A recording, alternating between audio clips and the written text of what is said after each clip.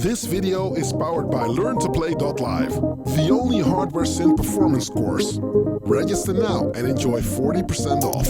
When you think about a modular synthesizer and dance music, 9 out of 10 times you end up thinking about techno music. And I understand it because a lot of people make techno music with a modular synthesizer. But today, it's all about atmospheric melodic techno music. Is that possible? I think it is. Let's go and check it out. That's today's video. Are you ready for it? Let's go and do that right now.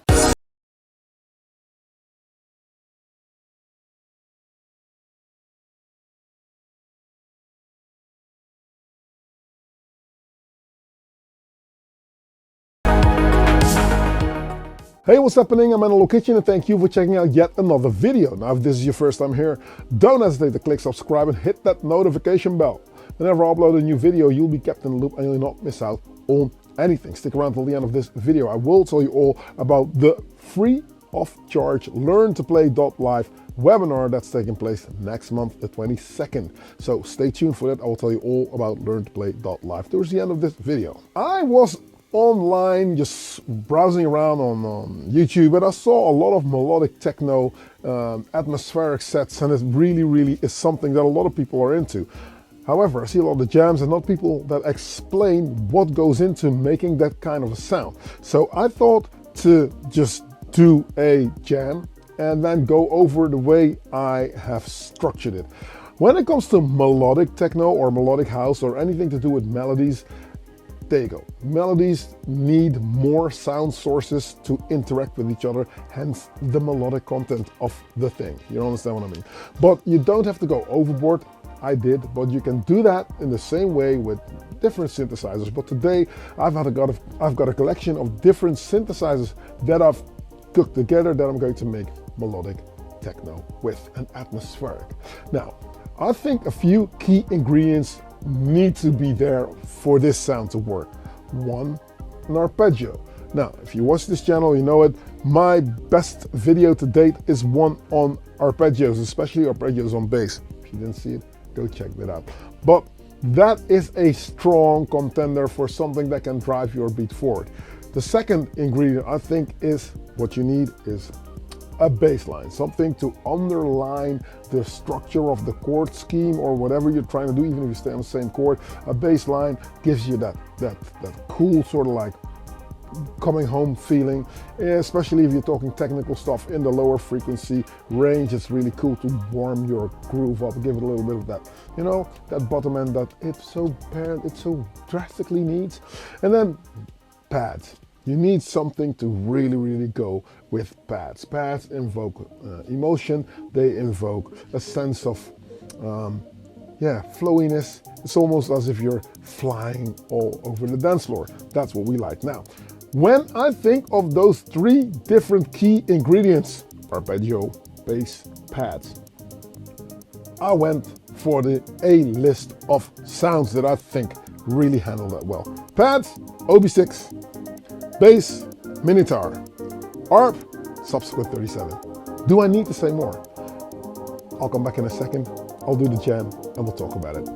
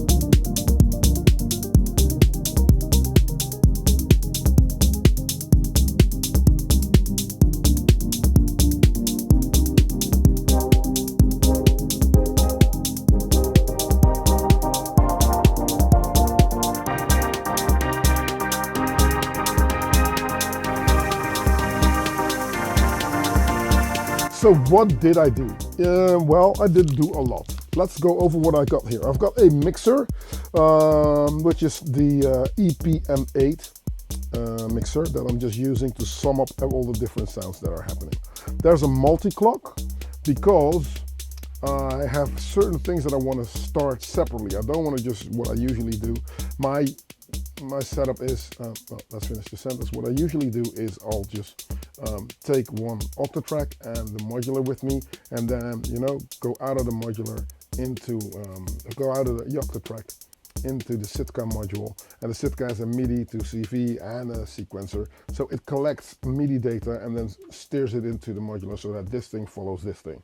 Yeah, that's pretty much what I do. But now there's a few things that I would want.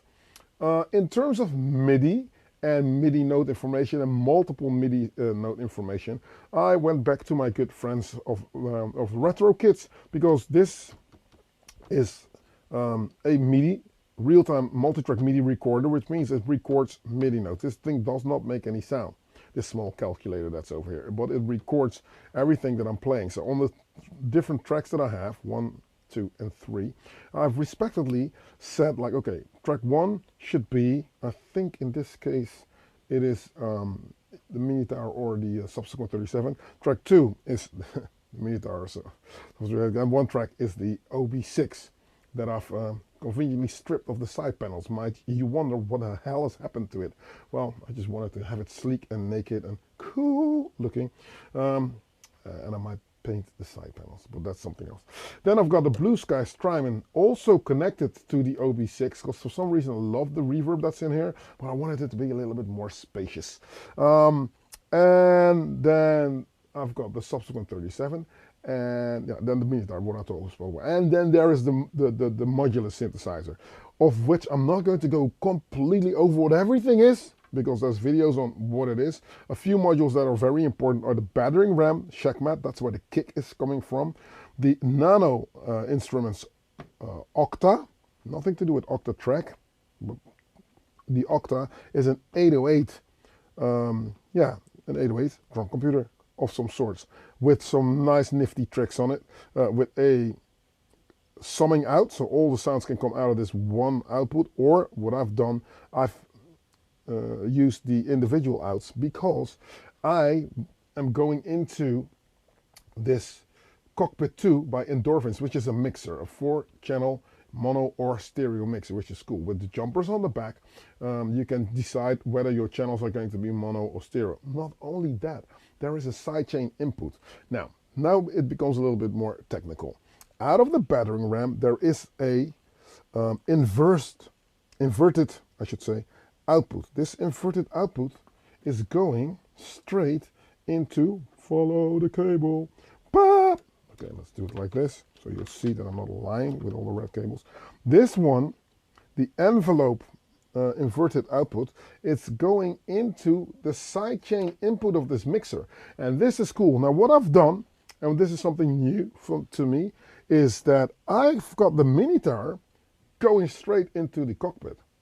And I've got the subsequent 37 going straight into the cockpit. So in a second you'll see what is happening, because the kick drum ducks the sound, which is cool, which is something I was looking for a long time, ducking in modular, in the modular world.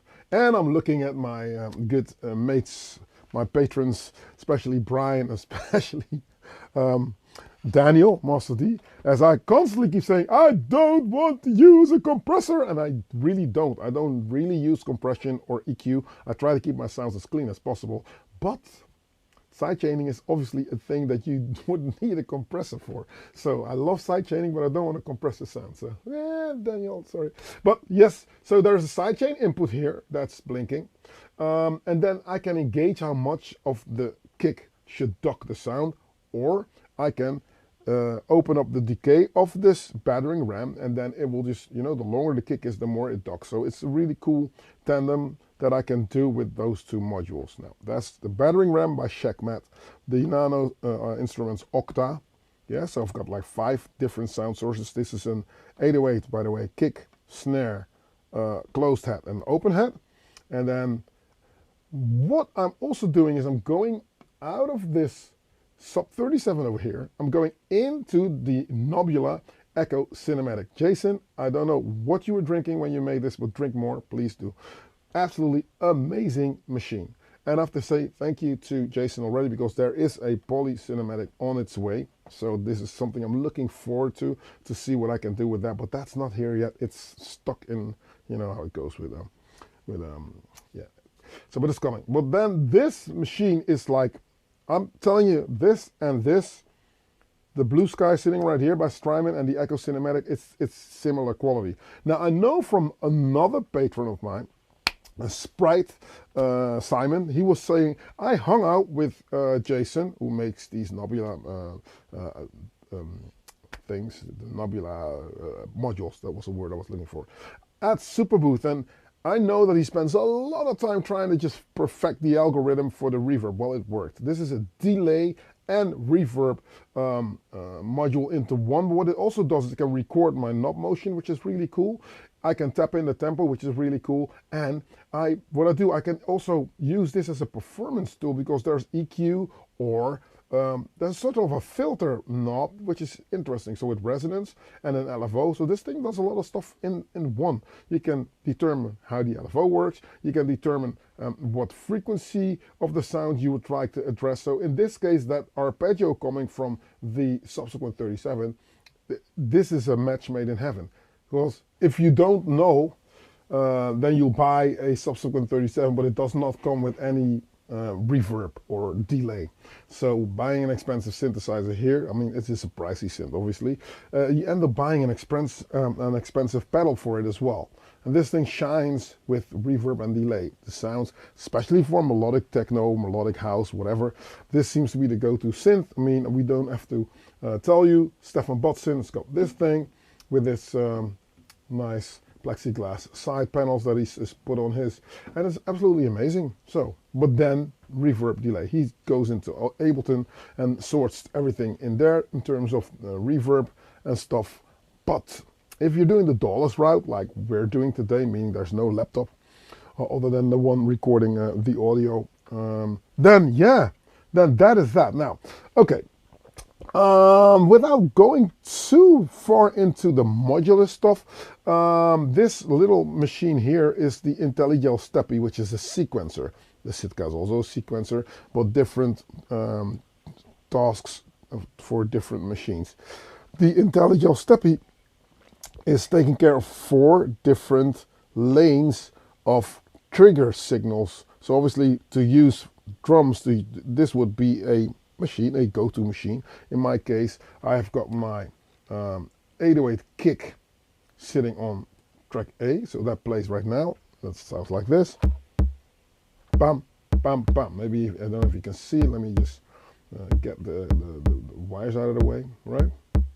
But the cool part of it is that this nano instruments module, it's all nice and cool. So if you've got a normal 808 sound, it will probably sound like this. Sounds like an 808, right?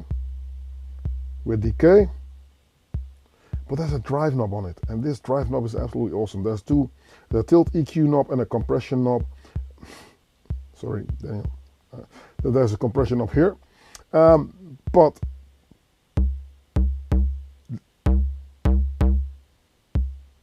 now, I've got this thing working in tandem with the Shack mat. Listen to what happens with my battering ram.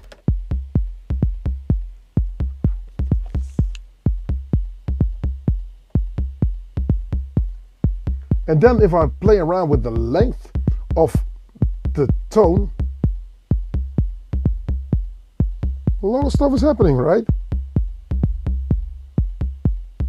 Now I've tuned this 808 kick to be in the tune of the music. Yeah, so this is the backbone of the track. Of course, I've got my heads here. My heads are coming out of this. Let's mute anything else. This needs to be muted. And that needs to be muted, otherwise it will be playing. Stop it. And stop it. Cool. Yep. Stop it. Okay. Let's see what happens. I've lowered the volume, but it's muted right now. Cool. So, If I open up track 2 now becomes a little bit complicated, but I will explain it to you.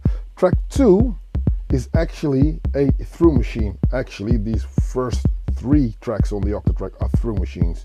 On track 1, my kick drum is coming. So it's not coming from the Octatrack, it's coming out of the shack mat into the input. You can see it here on A, bam, bam, bam, but then through a through machine here, I'm sending it out of the Octatrack, also on a separate output. So it goes through the Octatrack. Because now you can hear I'm taking out low end like I would do with my kick, with my drums of how I usually do it, right? Now, track 2 is another true machine, and that's the rest of the Octatrack. So I've got stuff coming out of the Octatrack.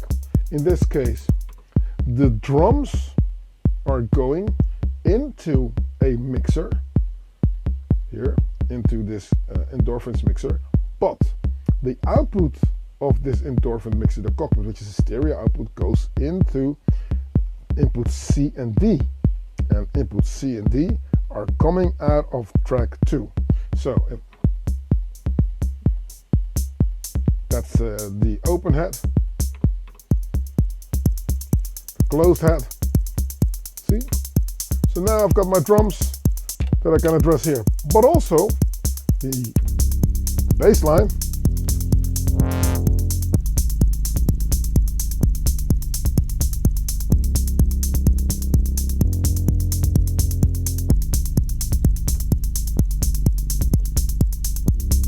Now you can hear that it's ducking, right? Listen to the bass line. If I exaggerate the length of the kick drum, you can hear how it affects the sidechain. If I want to listen to the sidechain more but don't want to lengthen my kick, then obviously another thing to do is to engage more sidechain on the mixer module, right? That's the bass line. Let's take that out for now and go focus on this over here. I'll take out this because here you go. This very important because this is the backbone of the flying away, speaker hugging, I don't know where my friends are and I lost my phone, oh my god, it's hot kind of vibe in the club. You all know what I'm talking about, right? Now I can say, let's listen to just the subsequent 37.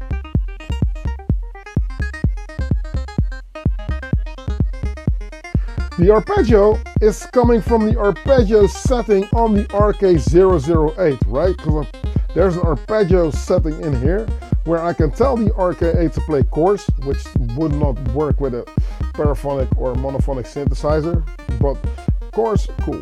So, as you can hear, also sidechained. If I'm holding it, now you hear that there's no sidechain anymore, so I have to hold this volume button, turn it down, and the sidechain is not affected now. So on this module, on the mixer, if I want to get this otherwise pretty static sound to be ducked, I'll just hold it for a while. Here, nice. Now, and what I've also done is, this is the last step, there's a step before, and that is the echo cinematic. So let's dress this thing up a little bit. This is a sound that I've made. So I made it here, long note.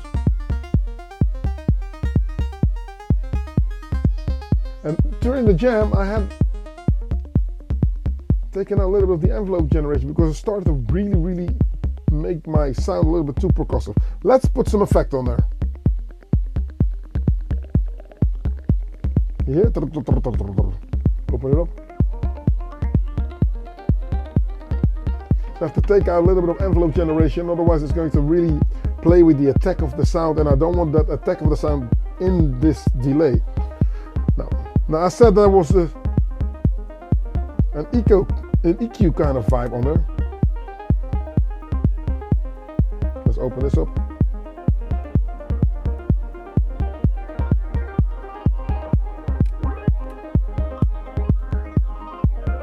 You hear what I mean?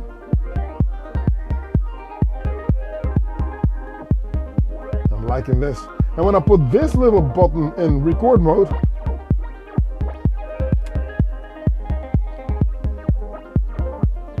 starts to record whatever I did on this button, which is really cool. So all these little performing elements make it really interesting to have your sound not be too static.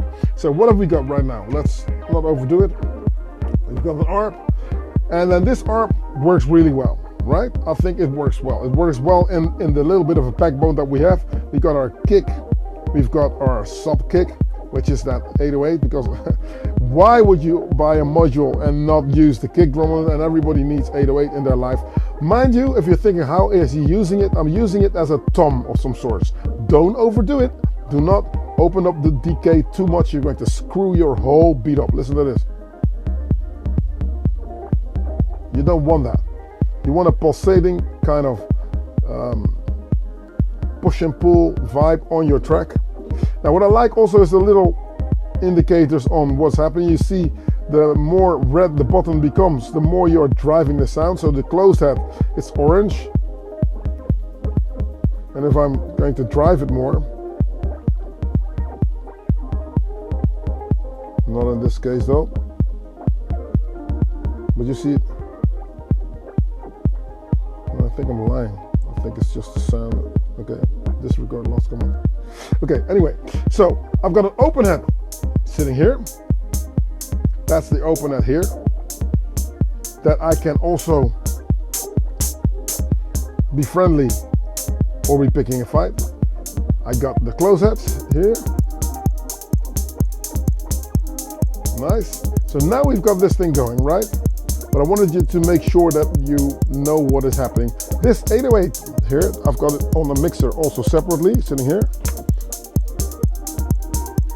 So a lot of delay, a lot of decay, a lot of feedback on my sound. I'm going to just disengage this LFOE thing that I have recorded so that it's easier to manage the sound. A little bit less on the decay or the release, or the feedback I'm talking about. Right, now, next one track that I still have is the bass line by the Minitar.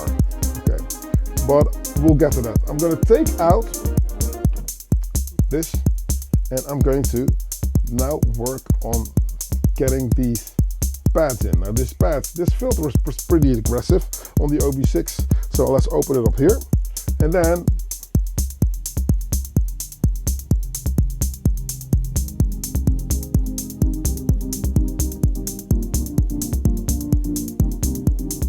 absolutely lush, right? Now this is the backbone of the track. This is the one pump. This is taking you someplace, but this is the only indication of the chord sort of like scheme. You can't pick out the chords on the arpeggio, but this needs to be a 4-chord structure. There's delay coming from the OB6 itself. There's a flanger coming from the OB6 itself, but the reverb is coming from the Strymon Black Sky in this case. Why do I call it the Black Sky? Because this limited edition is black.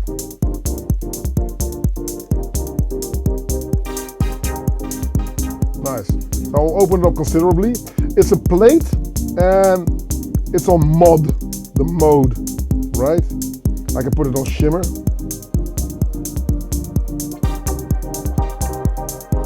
I can put it on normal.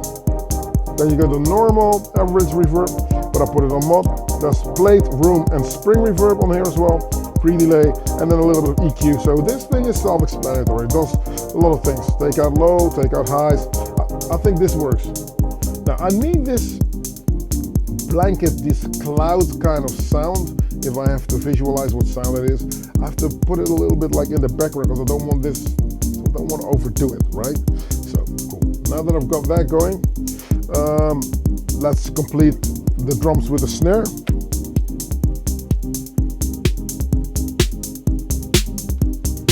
You can hear. And we'll shorten the snare. Get it snappy, but get it sitting in the beat. That is just giving you the 2 and the 4, and the 2 and the 4, right? Cool. Two things that I do with the pads, filter and length.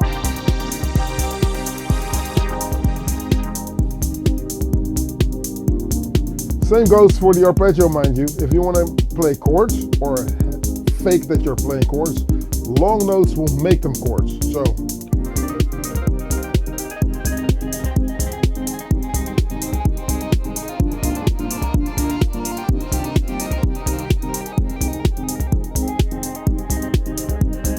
last thing we need, bass line. Take out the arp. Very deep bass line, mind you. I don't want this bass line to be, I'm not making French house, then you really hear the sidechain going. If anyone's interested in the different nuances on how different sounds work, I can do a video on that because everything is so closely knit. If you know the dance music, you go like, what the hell is this? This would be progressive or melodic house. This could be French house even. It's all to do with nuances, but you know, if you catch yourself on the dance floor and you listen to how it works down there, then it's to do with the way it feels and the atmosphere and the people. Now, on the Octatrack, there's a few things that I can also do. I can, for instance, say, nice, take out that low end and get a delay going. The delay is on the master, so you hear that, so it's repeating everything that's going through the master, which is not the kick drum, mind you. And then I can tell this to be even more reverb as well. Go to the snare drum, see the delay. Yeah, you can hear that I can temper with the different timings on the snare. But I'm keeping this thing pressed, scene B, because then it remembers that it needs to do that. As soon as I take my finger off, now it doesn't do it. Nice. So going back to my bass line, the snare can be a little less snappy. And then you play around with intensity here.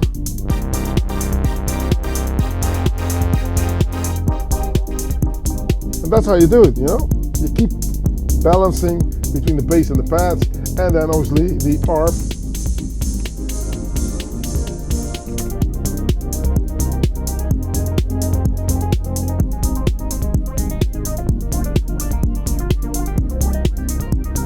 And one module I didn't talk about is the almighty Oxy Instruments Meta, which is some kind of a DJ vibe. If you're DJ before in your life, you know exactly what is going on. A riser, and it's taking at low end, so my bass line and my arp are going 1, 2, 3, back in.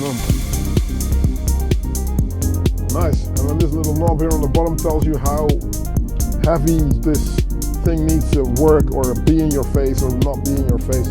This is absolutely amazing now. So there's a lot of stuff that I can do.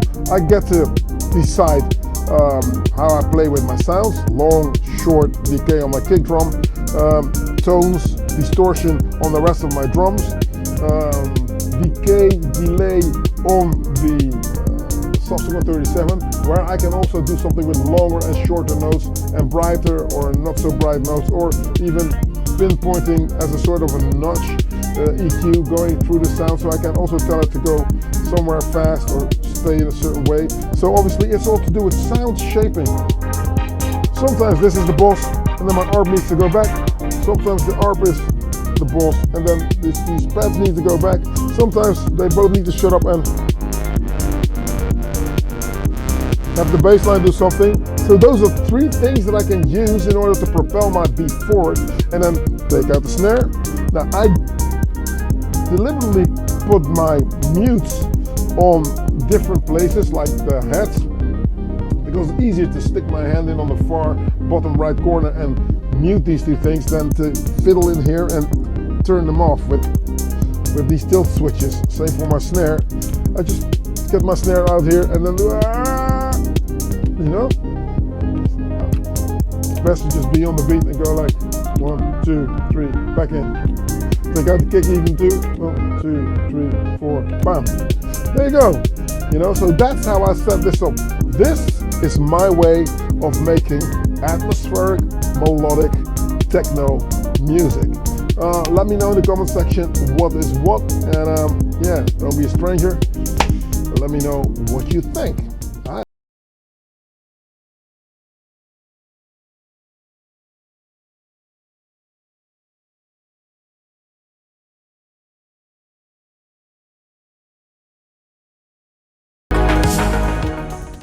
I told you, this is the kind of vibe. It's hot outside, hot as hell in Holland at the moment. So, I mean, obviously this just flew into my brain like, okay, what can I do to really get a really cool vibe going, you know what I mean? So, okay, thanks if you made it this far into the video. You, sir, ma'am, are an absolute superstar. Learn to Play.live is the only one-stop shop if you want to learn how to do this stuff. And I'm not alone. I brought some cats to help me out with that. Now, new teacher is on board. Welcome, Honeysmack. Honeysmack is also going to be one of your teachers, which means we're doing this in 32 weeks. You don't have to be present here in Holland, where I am situated. No, there's an online environment where if you don't get to watch the stream live in the course, 32 weeks, it means you can just like check it out whenever you want.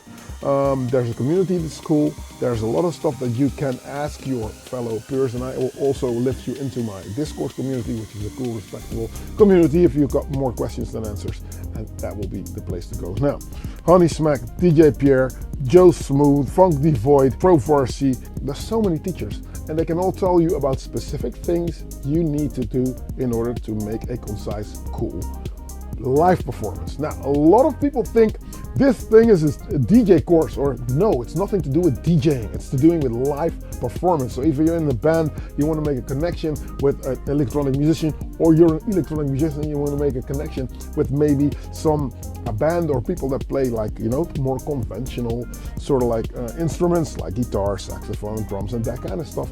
This might be for you, because I encountered a lot of stuff trying to leave the hamster wheel, trying to get out of the loop, because making loops, everybody's great at making loops. Not a lot of people are great with finishing tracks. And if you finish the track, even if this track is finished, are you happy with it? And then another problem, once you finish one track, can you repeat that process again? Huh? Like in my case, I made a hit record, and then all of a sudden, what did I do? What did I produce? It was kind of nerve-wracking and tedious to just revisit that process. So going in, I think having a really cool and concise structure on what to do, and most importantly what not to do, is I think key in order to learn how to play live. So check out the website learntoplay.live. And talking about that hamster wheel, talking about finishing tracks, talking about what ingredients what you need, we're going to do a webinar, a masterclass, and that we're doing the 22nd of July. So save the date. If you want to enroll in it, this thing comes complimentary, so you don't have to pay anything for it. What I do need from you though is you have to sign up for it, so that we can eventually send you the link on where we are. Now, very simple, go to learntoplay.live/webinar. I say again, learntoplay.live/webinar. Go there and then you can enroll. Thanks. Okay, I guess that's that. Now, anything else? Let me know in the comment section whether you like this, yes or no. What kind of sound do you make? What kind of music would you like? Is it something that you can get into? Do you have different ideas? I would like to hear from you. And after this video, we're gonna dive straight into our video after party, which is what we do on Discord. If you wanna get in there, find your way into patreon.com/analogkitchen. That's where you can support the vibe, get closer to me, ask questions, all that good stuff. Are you still talking? Yes, you are. Shut up. Okay, I will. I'll catch you next week on another video. I'm Analog Kitchen, and I'm out. Peace.